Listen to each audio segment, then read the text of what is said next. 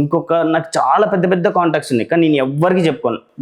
నేను అవతల ఎవరైనా ఊరు నుంచి కానీ ఇక్కడి నుంచి కానీ తెలిసిన వాళ్ళు సిద్ధు చెప్తే పని అవుతుంది, సిద్ధుని అడుగుదాం అని అనుకున్న వాళ్ళకి ప్రతి ఒక్కరికి నేను హెల్ప్ చేసి పెడతాను. నా చేతనంత హెల్ప్ చేసి పెడతాను. అంటే మీరు చూడ్డానికేమో అత్తారింటి దారేదిలో పవన్ కళ్యాణ్ లెక్క స్మార్ట్గా ఉన్నారు, కానీ మీరు చేసే ప్రభుత్వ అధికారులనే కొంచెం అటు ఇటుగా ట్రాన్స్ఫర్లు చేపించడం కానీ, సస్పెండ్లు చేపించడం కానీ, లేదంటే రాత్రికి రాత్రి డిపార్ట్మెంట్లు చేంజ్ చేపించడం కానీ, ఇవన్నీ కూడా మీతో సాధ్యమవుతుంది అంట కదా.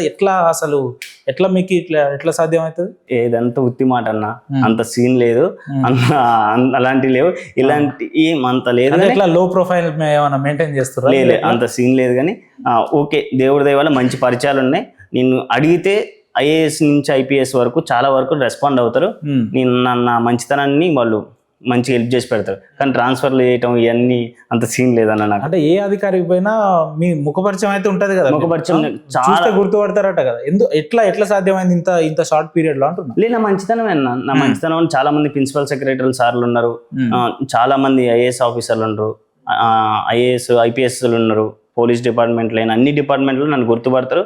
నేను అడిగితే పని చేసి పెడతారు. సిద్ధు దగ్గరికి వచ్చే ఫైల్స్ అన్ని పని జరగాలి, లేదంటే ఫైల్ ముందు కావాలంటే ఏమన్నా కమిషన్లు గిట్లా కూడా తీసుకుంటారట కదా, నిజమా? నేను ఏ రోజు కమిషన్లు తీసుకోనన్నా, ఎవరి దగ్గర తీసుకోను. నేను కమిషన్లు తీసుకునే రకం అయితే ఈరోజు స్టూడియోకి వచ్చేంత సీన్ ఉండదు.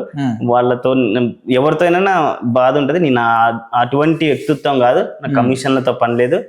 ఓన్లీ రాబోయే తరానికి నేను ఎలా ఉండాలి, నేను ఎంతమందికి ఉపయోగపడతానే దాని మీద పనిచేస్తాను. ఇప్పుడు పొద్దున్న లేస్తే మనం స్పీచ్లలో, సభలు, సమావేశాల మీద వింటూ ఉంటాం, యువకులు రాజకీయాల్లో రావాలి, యూత్ పాలిటిక్స్లో ఎంటర్ కావాలి, అది ఇది అని చెప్పి. సో యూత్ రాజకీయాల్లో రావాలనే అంశం మీద యాజ్ ఎ యూత్ యంగ్ పొలిటీషియన్గా మీరు ఎట్లా రెస్పాండ్ అవుతారు? ఖచ్చితంగా రావాలన్న యూత్ అనేది పాలిటిక్స్లోకి. ఇవాళ ఐఏఎస్ ఐపీఎస్ లాంటి వాళ్ళు కూడా ఒక పొలిటీషియన్ చెప్తేనే వింటారు. వింటే పొలిటికల్ పవర్ అనేది అల్టిమేట్.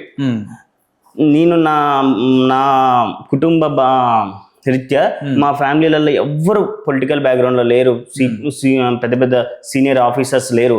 మా ఫ్యామిలీలో నేనే అంతో ఇంతో నలుగురితో పరిచయాలు పెంచుకొని అంతో ఇంతో నడుస్తుందంటే, నీ ఫ్యామిలీలో నువ్వు ఎదిగితే ఖచ్చితంగా వాళ్ళకి ఒక దారి అయితే నిన్ను చూసి విధానం వాళ్ళకి మారుతుంది.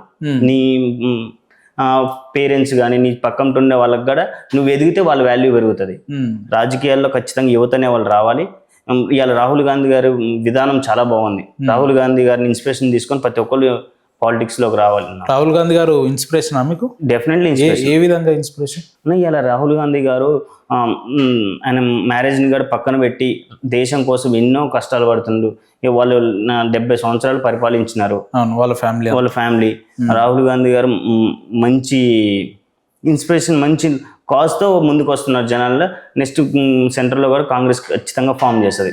నమ్మకం ఉందా కాంగ్రెస్ పార్టీ ప్రభుత్వం కేంద్రంలో భవిష్యత్తులో రావాలి? భవిష్యత్తులో ఖచ్చితంగా కాంగ్రెస్ ఫామ్ చేస్తుంది. అంటే ఇప్పుడు సిద్ధు యాదవ్ అనే వ్యక్తి పొద్దున్న లేస్తే ఐఏఎస్లు ఐపీఎస్లు పొలిటీషియన్లు, లేదంటే పొలిటీషియన్స్ కింద ఉండే ఆఫీసర్లు వీళ్ళతోని టచ్ లో ఉంటున్నాడు. అంటే ఈయన వెనకాల పెద్ద పెద్ద వ్యక్తులు ఉన్నారు, 1000 కోట్లకు చాలా మందికి ఈయన బినామీగా ఉన్నాడు, 1000 కోట్లు ఉన్నాయి ఈయన మీద స్థిరాస్తులు అని చెప్తున్నారు.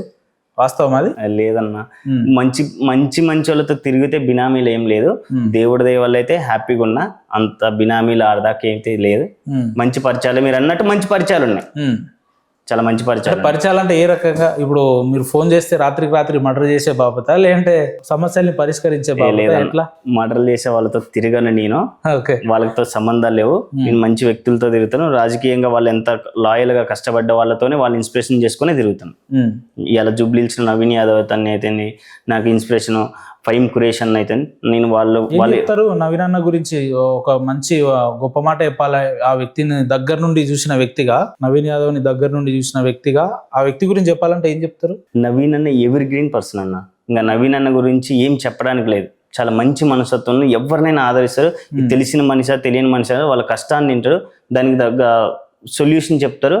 అవసరమైతే అన్న దగ్గరుండి పనిచేసి పెడతారు. ఇప్పుడు మీరు ఇందాక ఇంటర్వ్యూ స్టార్ట్ అయ్యే ముందు రాజకీయాల్లో ఎవరు ఈ స్వలాభం కోసం వాళ్ళు వాడుకుంటారన్నా తర్వాత మర్చిపోతారు చేసిన కష్టాన్ని అని అన్నారు కదా. మరి అలాంటి రాజకీయాల్లోనే తిరుగుతున్నారు మీరు ఇప్పుడు మీరు నమ్ముకున్న కొంతమంది, మీ గాడ్ ఫాదర్ ఎంచుకున్న కొంతమంది లీడర్లు అట్లేమన్నా మిమ్మల్ని వాడుకునే ప్రయత్నం చేస్తున్నారా, లేదంటే కరెక్ట్ వేలోనే పోతున్నారా అనిపిస్తున్నారా? మీకు ఎట్లా అనిపిస్తుంది? లేదు, ఇంతకు ముందు జరిగినప్పుడు ఒక పర్సన్ ఇలా చేసిండు, ఇప్పుడు ఆ వైఖరి లేదు. నేను తిరిగే వాళ్ళని మనం చూజ్ చేసుకునే దాన్ని బట్టి ఉంటుంది. అప్పుడు నేను రాంగ్ చూజ్ చేసుకున్నాను ఆ పర్సన్ని.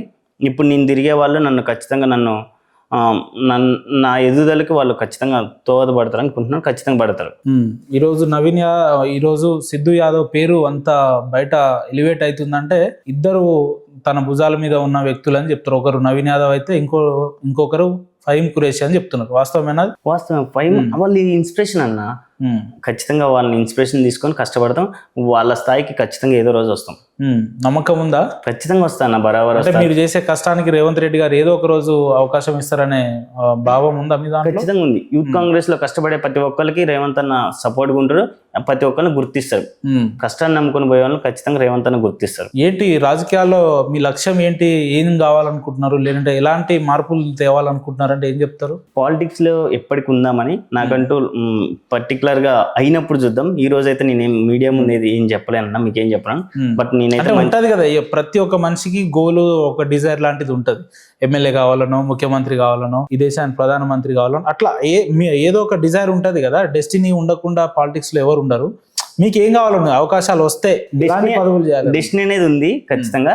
ఇప్పుడు ఏది చెప్పలేను. బట్ నా కష్టాన్ని నమ్మి ఒక రోజు ఆ డెస్టినీ అనేది నా దగ్గరికి వస్తానని అయితే నేను కాన్ఫిడెన్స్గా ఉన్నాను. అంటే ఫ్యామిలీ సపోర్ట్, ఇటు భార్య కానీ అటు అమ్మ కానీ ఇతర వ్యక్తులు ఎట్లా, మీ ఫ్రెండ్ సర్కిల్లో మీ స్నేహితులు ఎలాంటి ఎంకరేజ్మెంట్ ఇస్తుంటారు? నా స్నేహితులు, నా భార్య, మా మదరు, మా తమ్ముళ్ళు వాళ్ళ ఫ్యామిలీస్ అందరు చాలా మంచిగా నన్ను బ్లెస్ చేస్తారు.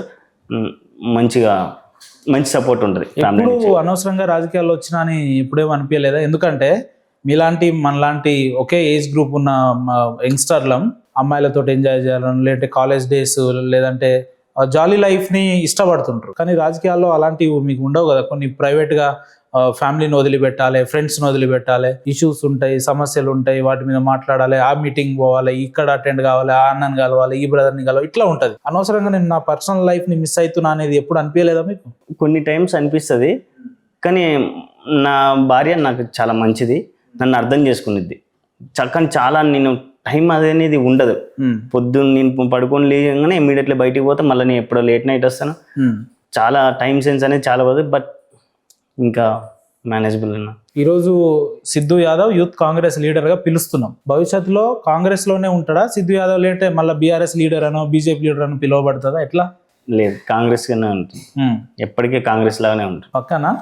పక్కా అంటే ఇది రికార్డ్ చేసుకోవచ్చా? పక్కా అన్న. ఎప్పటికీ నేను కాంగ్రెస్ లో ఉంటాను. నేను చచ్చేంత వరకు, నాకు కట్టగాలేంత వరకు నేను కాంగ్రెస్ లోనే ఉంటాను. ఎందుకంత స్ట్రాంగ్ గా ఫిక్స్ అయ్యారు? నాకు కాంగ్రెస్ అనేది పేదల పార్టీ అన్న. ఖచ్చితంగా కాంగ్రెస్ లోనే ఉంటాం. కాంగ్రెస్ లో చాలా మంది ఇప్పుడు రావడానికి సిద్ధంగా ఉన్నారు.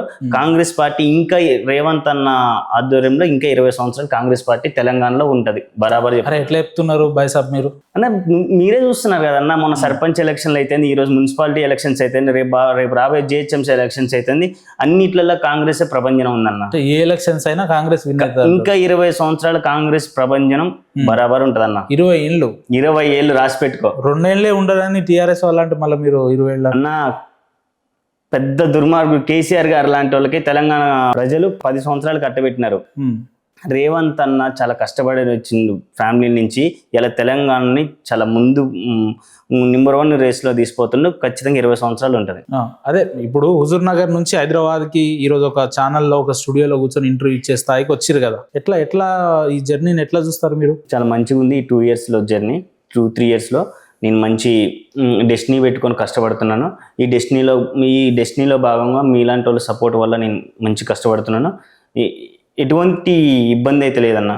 నా కష్ట సుఖాలు నమ్ముకొని అన్ని ఒడదొడుకులు అన్ని ఒక్కొక్క మెట్టుగా ఎక్కుంటూ కష్టపడుతున్నాను. మంచి ప్రౌడ్గా ఉందా? ఒక బీసీ బిడ్డగా, ఒక యాదవ్ బిడ్డగా హుజూర్ నగర్ నుంచి హైదరాబాద్ వరకు రాజకీయంగా చైతన్యం అవ్వడం, ఇదంతా ఎట్లా? ఖచ్చితంగా ప్రౌడ్ ఉంటుంది అన్న. మంచి ఉంటుంది. చాలా మంది వాళ్ళు నడిచిన విధానాలను చూసుకుంటూ ఇలా మహేష్ గౌడ్ అన్న గారు అయితే, అనిల్ కుమార్ యాదవ్ అన్న గారు అయితే, ఇలా ఇకపోతే నవీన్ అన్న గారు, ఫహీమ్ ఖురేషి అన్న అయితే, వీళ్ళంతా బీసీ బిడ్డలేం కదా అన్న. ఖచ్చితంగా ఏదో రోజు తెలంగాణలో బీసీ జెండా ఎగరబోతుంది అన్న. వీళ్ళంతా కష్టంగా నమ్మకం ఉందా బీసీలు కూడా రాజకీయంగా చైతన్యమయ్యారు, రాజ్యాధికారం వస్తుందని? ఖచ్చితంగా బీసీ రాజ్యాధికారం వస్తుంది. ఖచ్చితంగా ఏదో రోజు తెలంగాణలో బీసీ జెండా ఎగరబోతుంది. అందులో మీ పాత్ర కూడా ఉంటుంది? ఖచ్చితంగా ఉంటుంది. నా పాత్ర ఖచ్చితంగా ఉంటుంది అన్న. కానీ ఇప్పుడు ఒకవైపు ఏమో మీరు బీసీలకు రాజ్యాధికారం వస్తుంది, మేము కూడా రాజులం అవుతాం భవిష్యత్తులో అంటున్నారు. నిన్న మొన్న ఇన్సిడెంట్ అన్ని సోషల్ మీడియాలో వైరల్ అయింది, మీరు చూసే ఉంటారు. జగ్గారెడ్డి గారు ఒక బీసీ బిడ్డ, ఒక యాదవ్ బిడ్డ అయినటువంటి ఒక సిఐ గారిని, ఇక చెప్పొద్దు ఆ మాటలు, నోటికి వచ్చినట్టు తిట్టిండు కదా. ఒక బీసీ బిడ్డగా మీరు కూడా ఒక యాదవ్ బిడ్డగా ఈ సంఘటన ఎట్లా చూస్తారు మీరు? అవును, ముమ్మాటికి ఇది ఖండించాల్సిన విషయం అన్న. జగ్గారెడ్డి గారు అలా సీనియర్ నాయకులు, కాంగ్రెస్ కి ఎప్పటి నుంచో లాయల్గా ఉన్న వ్యక్తి ఒక బీసీ బిడ్డని, మరి మీ పార్టీ నాయకులే కదా మీరు సమర్థించాల్సింది పోయి మరి వ్యతిరేకిస్తున్నారు. అది సమర్థించే విధానంగా లేకుండే, జగ్గారెడ్డి గారు ఆ వైఖరి లేకుంటే బాగుండేది. ఒక ఆ సిఐ యాదవ్ అనే శివ యాదవ్ గారు చాలా మంచి ఆఫీసర్, చాలా గుడ్ ఆఫీసర్, చాలా మంచి పోస్టింగ్లు చేసినారు.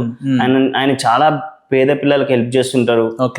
అలాంటి వ్యక్తిని జగ్గారెడ్డి గారు తిట్టకుండా ఉంటే బాగుండేది. అంటే ఒక గవర్నమెంట్ ఆఫీసర్, ఒక సిఐ ర్యాంకు మనిషిని ఈ రకంగా ఇక చెప్పొద్దు, అరే రారా ఇంకో విధంగా, లేదంటే వన్ సంగతి చూస్తా రమ్మను, అది ఇది ఇట్లా ఈ రకంగా బీసీల మీద ఇదొక దాడి అనే అనుకోవచ్చా? బీసీ వర్గానికి ఇదొక అవమానం అనుకోవచ్చా? బీసీ వర్గానికి అవమానం, యాదవ్ జాతికి అవమానం. ఖచ్చితంగా జగ్గారెడ్డి గారు అలా మాట్లాడుకుంటే బాగుండేది అనిపించింది. ఏం చెప్తారు మీరు జగ్గారెడ్డి గారి నుంచి, ఏం కోరుకుంటున్నారు?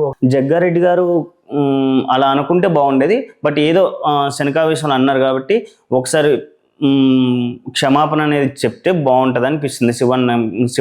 శివ యాదవ్ అన్న మీదకి బహిరంగంగా ఒకసారి క్షమాపణ చెప్తే ఆయన ఉందాతనాన్ని పెంచుకున్నట్టయితే యాదవ్ జాతికి ఉందాగా అనిపిస్తుంది. ఇలా శివ యాదవ్ గారిని ఒక్కరిని తిట్టినట్టు గారు, రాష్ట్ర యాదవ్ని తిట్టినట్టు. ఓకే, అంటే మీకు అంటే ఏమైనా టచ్ ఉంటారా? సిఐ గారు అప్పుడప్పుడు ఏమన్నా మాట్లాడుతుంటారా? ఎట్లుంటది ఆయన క్యారెక్టరిస్టిక్, ఎట్లుంటది? సిఐ గారు నేను ఇప్పటివరకు కలిసింది ఏం లేదు, బట్ ఆయన గురించి తెలుసుకున్నాను. యాదవ్ కమ్యూనిటీ నుంచి, అత్యంత పేద కుటుంబాల నుంచి వచ్చి బాగా యూనివర్సిటీలలో చదువుకొని మంచి పొజిషన్లోకి వచ్చి మంచి మనసున్న మనిషి గారు, చాలా పేద వర్గాల పిల్లలకి హెల్ప్ చేస్తుంటారు. రైట్ సిద్ధుభాయ్, ఇంటర్వ్యూ ముగించే ముందు చివరగా యాజ్ ఏ యంగెస్ట్ పొలిటీషియన్స్గా యువకులు రాజకీయాల్లో రావాలనే అంశాన్ని మీరు దీన్ని ఎట్లా సమర్థిస్తారు? ఏం చెప్తున్నారు యువకులకు? ఒక సందేశం ఇవ్వాలంటే ఏం చెప్తారు? యువత ఖచ్చితంగా రాజకీయాల్లోకి రావాలన్నా, ఎన్ని అడుగులు వచ్చినా అన్ని తట్టుకునే గల క్యాపబిలిటీ ఉన్నప్పుడే రాజకీయాన్ని ఎంచుకోవాలి. ఎంచుకున్న తర్వాత అదే పనిగా కష్టపడాలి. నువ్వు ఎదిగితే నీ ఫ్యామిలీకి, నీ చుట్టుపక్కల వాళ్ళకి, నీ భవిష్యత్ తరాలన్నీ బాగుంటాయి. ప్రతి ఒక్కరు రాజకీయాల్లోకి వస్తేనే రేపటి ఫ్యూచర్ కూడా బాగుంటుంది. యంగ్ బ్లడ్ అనేది పాలిటిక్స్ లోకి ఖచ్చితంగా రావాలి. Right Siddhubhai, thank you. అడగంగానే ఇప్పుడు దాదాపు 1 గంట సేపటి నుంచి అనేక అంశాల మీద సుదీర్ఘంగా వివరించే ప్రయత్నం చేసిన మీకు ప్రత్యేక ధన్యవాదాలు సార్. థ్యాంక్ యూ అన్న. మీకు కూడా థ్యాంక్ యూ అన్న. ఉపేంద్ర అన్న, మీరు నాకు మంచి సపోర్ట్ చేస్తున్నారు. మీకు సిగ్నేచర్ స్టూడియో ప్రేక్షకులకి thank you so much. Thank you అన్న. థ్యాంక్ యూ అన్న.